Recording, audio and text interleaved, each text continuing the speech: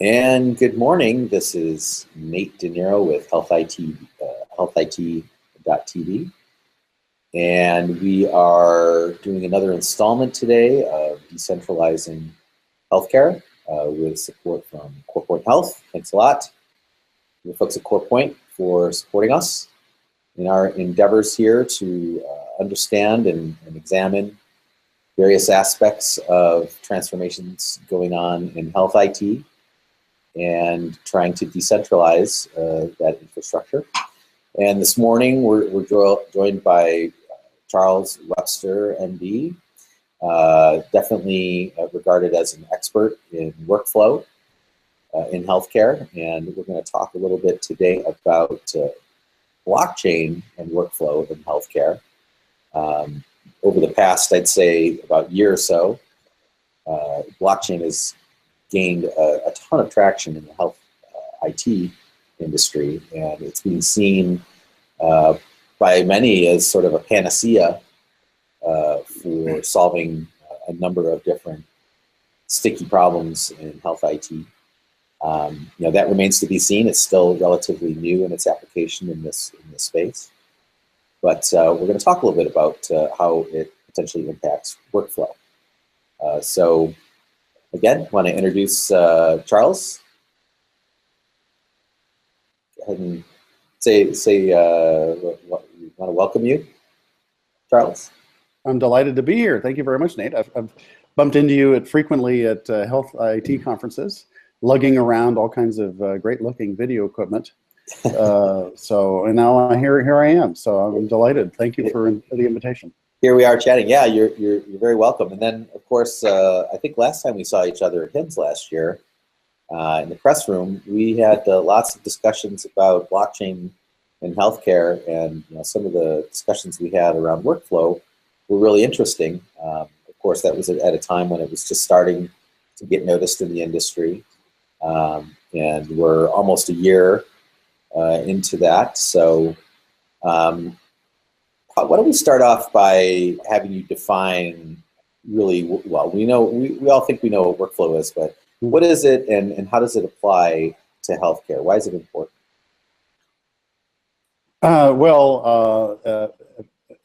Kind of philosophically speaking, all purposeful human activity involves workflow.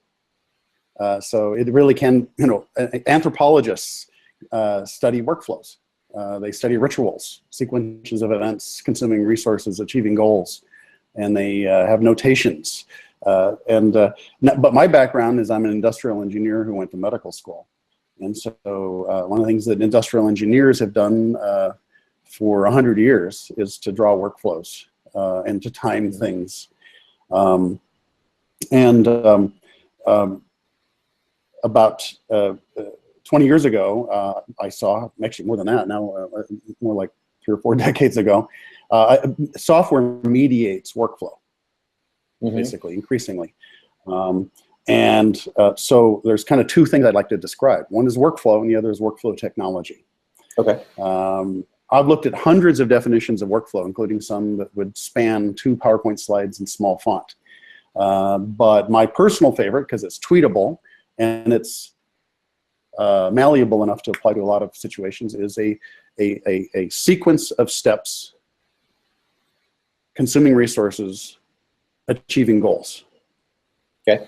Now, those steps could be tasks, activities, experiences. Those resources include things like money, user attention, data from other systems. Those goals are, someone enters the hospital to get their appendix out. So the goal is to safely remove that appendix. This definition of workflow puts it in an economic context.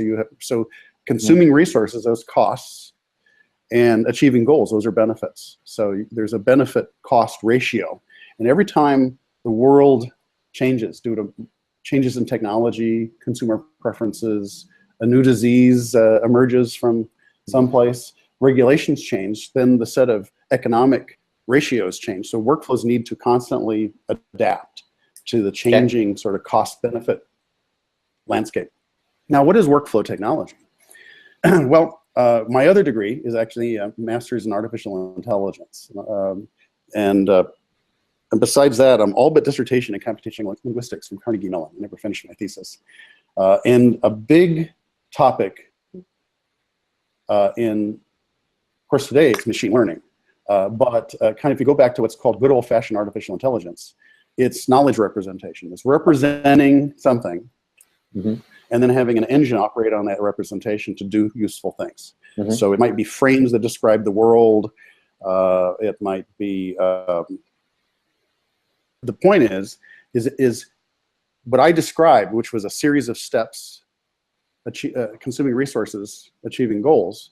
If you represent that in the computer, if you have a workflow diagram, or the workflow represented as XML or as business process model notation or whatever, if you have a model of it, really close to being a program, because an engine can execute it. An engine can come along and make each step happen automatically. If it doesn't happen, it can escalate it or annotate it, timestamp it for later analysis. So having these models of workflow in the software is an incredibly valuable thing for a wide variety of purposes, from making the systems more usable, for making systems that the users can change to fit their workflows, systems in which tasks status is more transparent, so you can, and nothing falls between the cracks. So that's, classically, 20 years ago, you had something called a workflow management system. And a workflow management system had a workflow engine that consulted some kind of representation of workflow to make things happen. Today, you have what are called business process management systems, which are workflow engines with executable models, and they are surrounded with a whole bunch of other modules, such as analytics modules or things that generate native code, so that you draw the workflow, draw a couple of forms, push a button, and now you've got native apps on a half a dozen different devices. So that's that workflow management system stuff has blossomed. Yet healthcare is remarkably behind the curve in using workflow technology. In fact, on my Twitter profile right now, there's a quote, and it's quoting me, and it's "Workflow eats data for lunch." Kind of a riff on, culture eats strategy for lunch or something like that. And health IT has been very data centric for a very long time, and I'm just thinking we should be a little more workflow centric. Okay, in fact, I can remember 20 years ago, 30 years ago, going to the first sort of medical artificial intelligence conferences, and people were modeling workflows. But then now we went for, kind of a boil the ocean. We're going to collect all the data, so we have to model that data. And data is important, but workflow is important too. So now we get to blockchain.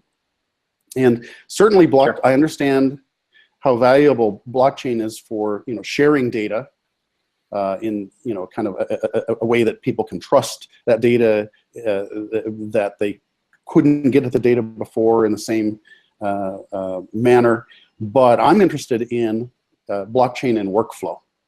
Okay, my interest is in workflow, and so I look everywhere, whether it's computational linguistics or usability or blockchain, and how can that improve the workflow? And so when I looked at blockchain, I was most interested in this idea of how blockchain can facilitate workflows between organizations. And so I wrote a blog post, which I think sent to you a few months ago, and that is the kind of exciting thing, and I am getting to the end of my answer here, to me, is at the recent academic business process management conference that was down in Brazil. These computer scientists basically propagated workflow state. So you can imagine you have a supplier, and then an intermediate seller, and then a customer, and so you've got a kind of a supply chain, and so you have a workflow that crosses all of these people, and what they used blockchain to do was to make sure that everybody knew what steps had been executed in the other organizations, and to ensure that those steps really had been accomplished, which is an enormously valuable thing in terms of coordinating the behavior. So Sure. so the data is not the actual data of the the thing that you're buying or patient record. The data is simply about, yes, this step has been accomplished, this information has been gathered, for example. It doesn't, so I think it's a great fit. Yeah, we might call that a state machine. It's exactly what it is. It's a state machine. Yeah, state machines are. Yeah, that's. I mean, I took formal language in Zentomata years ago, and we're talking. However, if you implement formal state machines, the world is a messy place. It's difficult to represent everything that needs to be represented in a state machine formalism. So, but under the hood, the most sort of scientific theoretical representation, to go back to what I was talking about, is a state machine transition network representation. Which lends itself to the last conversation you had in the last hour around RESTful interfaces and microservices. It's kind of interesting. It seems like, and then in terms of maybe how it applies to the questions at hand here, there is probably a lack of determinism in the healthcare industry. It is a very fuzzy type animal, right? I mean, it's not something that is easy to define a model for holistically, right? Because there's so many moving parts and so much variability. So maybe achieving these technical goals becomes that much harder, right? And do you see that as something that blockchain is really able to help with? I'm not an expert on blockchain. Sure. But like I said, and I don't want I was struck by this idea of my impression of when people talk about, for example, interoperability in healthcare, and then they look at blockchain, they're thinking about, oh, here's the patient record here, and it's duplicated over here, and it's the same, so therefore we've solved interoperability. Well, no, we haven't, because you still have to what's shared has to be interpreted. Those interpretations, that meaning Context has to be the same. Yeah, well, you're talking to a linguist. Context is actually pragmatics. Okay, so you have syntax, semantics, and pragmatics. Syntax is sort of the shape of the data, so you can ship it from system to system. Semantics is, does it mean the same thing in the two systems? Pragmatics is basically the context. Now, and usually the context is about goals that are achieved. So when I send you a message, I send that message to you with the intention of achieving a goal. Okay. Now, in pragmatics and linguistics, when I say something, when I say, "Do you have the time?" my goal is for you to tell me the time. Okay. So there's so the understanding of the conventions and the goals and purposes of these rational, intelligent agents as they are coordinating and communicating is the context. And that's where these models of workflow are important. So if you share the models of workflow across organizations, you are sharing the necessary context within which to better interpret the shared data. Okay, and you see the potential for blockchain to assist with that? Is that where you're kind of getting at? Yeah, well, that's facilitate that. Okay, so if you so in when you talk about, so here's a couple of terms: orchestration and choreography. They're kind of are terms frequently used in workflow, and currently you see them used more, for example, in DevOps and managing other kinds of software. But orchestration is kind of what a workflow engine does. Okay, so you've got a workflow that goes A, B, C, D, E, and C and D are done by someone else. So they're okay. And so in order for that workflow to execute, you've got steps that happen in the hospital, steps that happen in the the radiology clinic, and steps that happen in the ambulatory care. So your workflow, your logic, your continuum of care workflow really is stretched across all of these systems. Okay, and so my interest in blockchain is there's a peer-to-peer aspect that blockchain potentially enables relative to the workflows.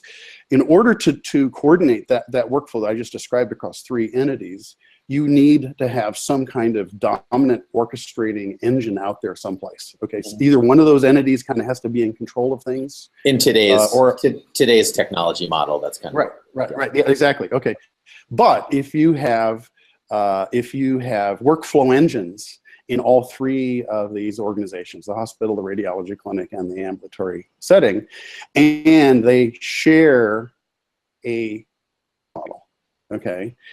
They all agree, kind of, it's like a contract. It's like, we get together and we're gonna, this is our workflows this is our shared workflow vision of how we're all going to work together. Now, blockchain potentially it can check off the steps in the workflows so that they know, that the ball is in your court. Well, no, the ball is not in my court, it's in your court, and I can prove it. Okay, so I'm kind of interested in blockchain from the point of view of representing workflow state, sharing sort of provably correct workflow states, so that these more distributed workflow orchestration engines can kind of move from the necessary having some sort of super administrator workflow engine out there making sure everything happens, to a much more sort of cooperative, organic, peer-to-peer workflow execution across the entities. I didn't do a great job on that, but well, yeah, I mean, I get it. Less cybernetic command and control, and more decentralized, even not even distributed necessarily, but decentralized, I think is. Well, what you said something interesting earlier about kind of the determinism and state machines. One of the great things about workflow technology is it's easy to change the workflows. Okay, which means that you can get the workflow approximately correct, and then gradually improve it till it's really good.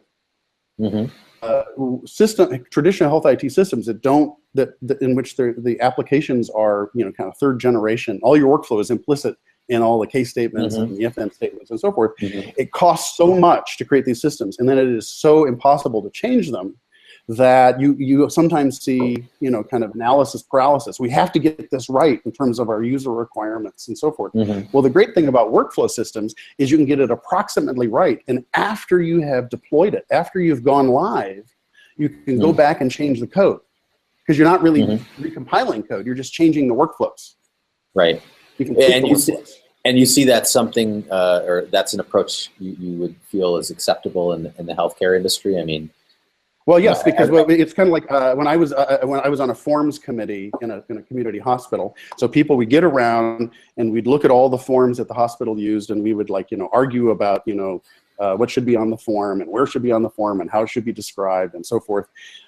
And so I think you're going to, and in fact, I know of, there are workflow committees now, particularly as you're starting to see workflow technology come into the healthcare, where people will get together, and just like they used to hammer out these forms, which in a way, those forms were workflow. Sure. Okay, there's different people filled out different sections of the form. So you really were defining workflow using these forms, which was a really bad way of doing it.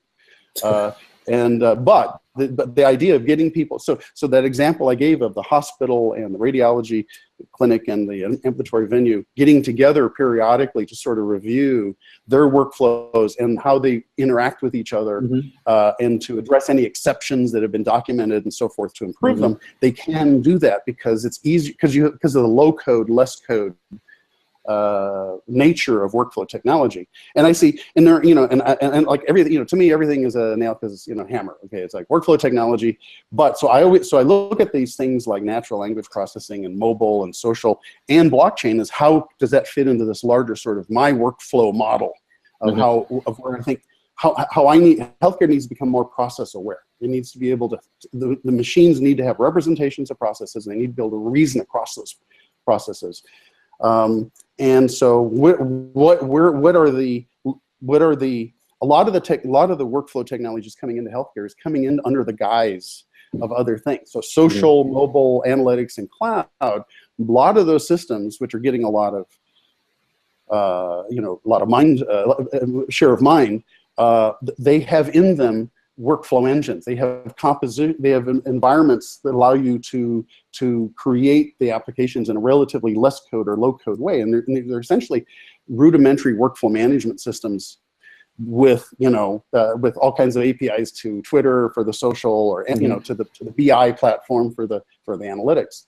And so they're kind of like,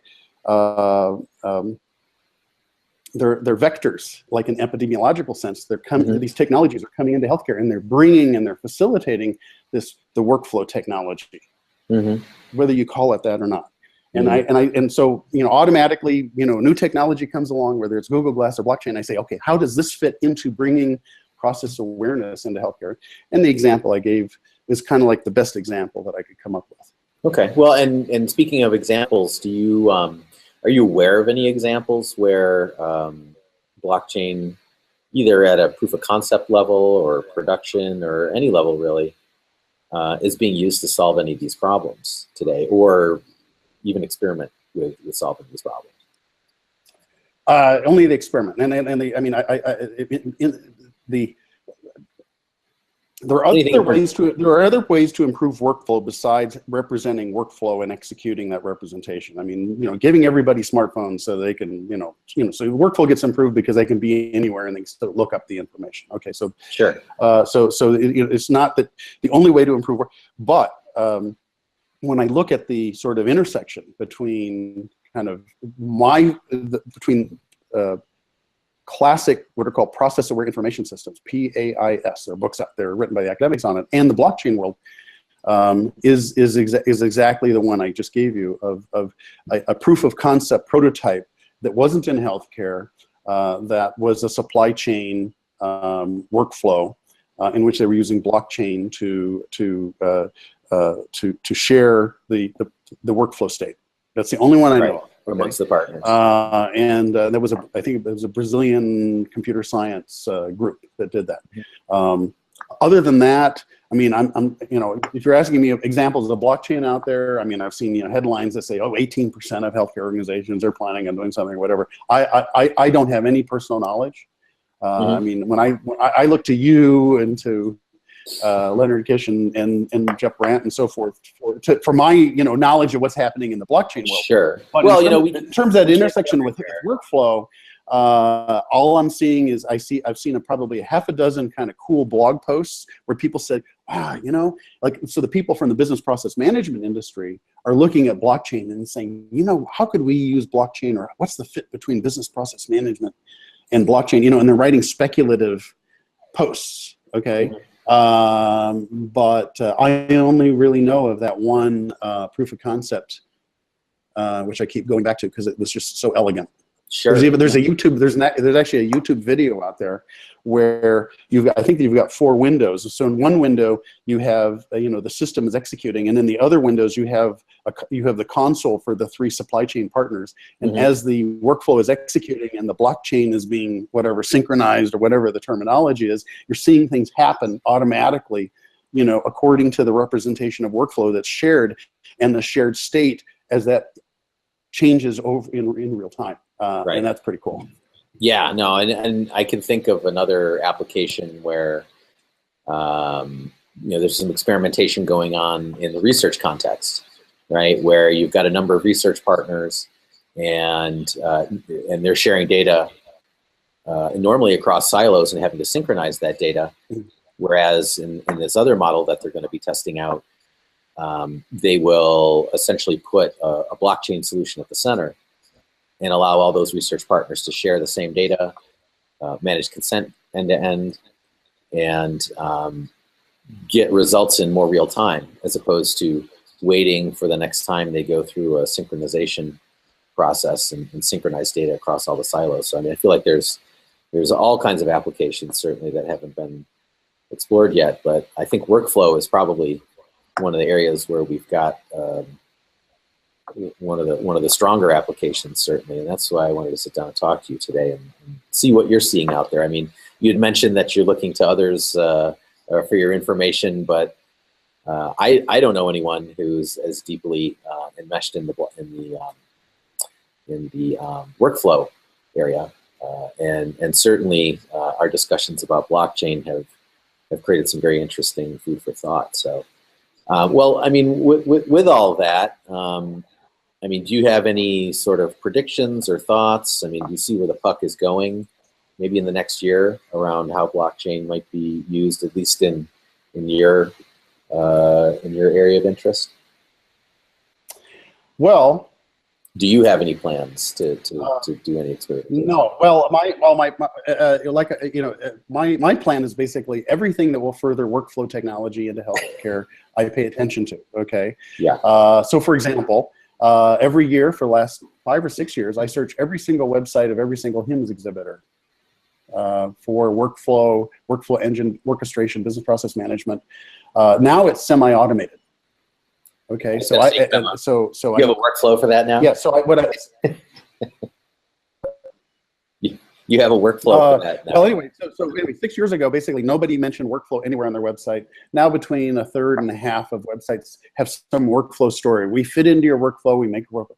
15 last year at HIMSS 16. 15% of 1,500 exhibitors mentioned workflow engine or business process management somewhere on there.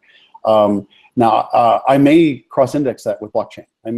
But if I cross-index it with blockchain, you're probably going to get close to nil. But I may actually just do a search on those 1,500 websites just for blockchain, just to see what, that's kind of interesting, because then the half a dozen hits you get, you go to HIMSS and you come by and you talk to the rocket scientists and find out more. I think that sounds like it would put those players on the bleeding edge. We haven't really reached the tipping point yet in terms of blockchain and workflow, but certainly from the work that we've done, Leonard and I have done, and others on the Ubase team, of course, which is a blockchain software company that I'm involved with. Yeah, it really looks promising. It's pretty exciting. To be able to take that to literally decentralize, take away that command and control structure, and like you said, allow things to operate a bit more organically. Well, certainly sharing data across the silos has great potential to improve workflow, but you still need models of workflow being executed or consulted semi-automatically by machinery that is acting to achieve various workflow goals. That area, healthcare, is way behind other industries. And my hope is that as blockchain helps share data, it will help share workflow as well. Sure. Well, we kind of reached the end of our time here. We'll keep it short today on this pre-Christmas or pre-holiday here. You have any parting thoughts? Anything you'd like to share with us? Anything you're doing that you'd like the audience to know about? Yes. Okay. And I'm always looking for intersections between. I've got, if you count the all but dissertation, I have 5 degrees. Okay.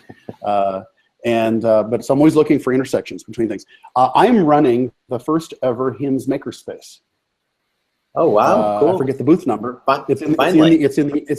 Yeah. Well, finally, I've actually been working on them for three years to do this, and and it's in. I wish I had the number. It's 7,000 something. It's in the innovation zone. Okay. And I'm bringing basically it's my makerspace in which I'm putting in my car and taking to Orlando. Okay. And then they gave me a booth, and so we're talking 3D printer, CNC equipment, laser cutter. And I got a zillion boards. Wow. I mean, we're talking like all kinds. Obviously I got Arduino and Raspberry Pi, but I got a bunch of other cool. And so I think one area that I have been looking at is blockchain and Internet of Things. Okay. I don't know enough about it, but it would be really cool if someone would come by the Makerspace booth and poke around in my box full of Internet of Things-ish boards and processes and so forth. And my goal, and I don't know if this will happen, is that someone will come by at the beginning of HIMSS. They'll keep coming by, and by the end of HIMSS, they'll have actually prototyped a product. Because awesome. Yeah, it would be cool, really cool. And so it would be really cool if someone who knew more about the blockchain, Internet of Things could come by and like say, oh, you know what, I see we're going to implement a little toy blockchain Raspberry Pi based art installation. I don't know, anything that we can then put out on social media. Sure. That would be really cool. No, that sounds interesting. You know, I have not yet made my, believe it or not, made my HIMSS plans yet. I always like to wait for the last minute, but you know, like I said, we've got the U-based stuff, and it would fit in there. So, you know, maybe we could give you some. So is there? Can you think of you think about wearables, Internet of Things, personalization, getting close to the patient, micro payments, interactions between these IoT systems? Well, sure, yeah. I mean, U-based fit into that. Yeah, I mean, the U-based system is literally a wallet for storing health information. You know, as a matter of fact, some of the things we talked about today could be done on U-based. So certainly, if you're looking at IoT and the type of devices and technology you might have that could be gathering data about a patient, you know, those devices, about their behavior. Can I step away from the camera for about 30 seconds and come right back and show you something? Yeah. Okay, right back. Yeah, I'll do my dog and pony. But I was just explaining to Charles that, well, he mentioned that he's going to have a booth, a makerspace booth at HIMSS this year, and thought that it might be interesting to contribute some of the U-based technology or other blockchain-based technologies out there for his experiment, in hoping that he'll get some people to prototype and or build a working prototype application during the course of HIMSS this year at this makerspace. So. Okay. This, I'm giving this away. I have my own copy, my own version of it. It's in a shoebox someplace, otherwise I'd bring it out. But this, see if I can show. Okay, so we're getting closer here. Okay. So this is a phone, or a strap for the wrist. Okay. And this is a little device. It's got a little micro USB, and it's got a little LCD screen. And there's also on the back, there's a plug-in, and this is a kind of a platform for adding modules to it and so forth. But anyway, this is a completely open source hardware smartphone. Okay. It's basically, you know, you can, and it's got, you know, accelerometer. Go ahead. Is it Arduino based or from a program? No, it's not Arduino based. That's the wiring programming language. It's a kind of a C-based language for interacting with the phone itself, for loading the software on the phone itself. Okay, but the interactions with it, the APIs there's a wide variety of, you can write whatever you want. And so it's not so much that this is a smart computer, although it is, okay, and you can change its firmware and so forth. It's that it's more like a sensor tag. It's more like, so temperature, humidity, you know, magnetometer, accelerometer, minute, a couple of other things. All that gets automatically synchronized to the cloud, and then you can write programs against it. So, but it's hackable. It's eminently hackable. Right, and there's a transceiver in it, so you can get service for it on. Yeah. So this connects by Bluetooth to your phone, and automatically up. So basically, it streams all of that data. Streams all of that data to your phone. Okay. As well as up to the cloud. Okay. And what's that called? And it's called Hexiware. And I've got two. So one I'm messing with, the other one I haven't opened. And that's going to be kind of sitting there, and I don't know whether I'm going to collect business cards, or if someone comes along and has a good idea for a prototype they want to build, then you win it, you know, whatever, because I'm trying to get people involved. But Hexiware, they're out of Europe. And in Europe, at a series of sort of wearable and IoT and other conferences, they've won like product of the year. like Oh, wow. 4 times. How much do they go like for? 4 different. Well, this is $100. I think on the internet, this is the power pack, the power user pack. Okay. And the reason it's, and I'm not even sure how all of this works, but this right here, so you plug the phone into this, and then these are all places where you can put modules. But I, you know, I'm not sure. Well, what the point of that. Kind of like Arduino world where you have shields, you can add functionality on your base. Exactly like that. Now, I haven't figured out exactly what the point of that is. Okay, but so it's like $120, $130. And well, you might want to embed that I got it for a bit less than that, but well, you might build out something and want to use that as the embedded brain of a device or embedded sensors and something, and extend it. Yeah, so I'm thinking like, you know, okay, I'm always looking for intersections. So, you know, open source, eminently hackable, smartphone, multi sensors, cloud, blockchain, Ubase, you know, discuss. Awesome.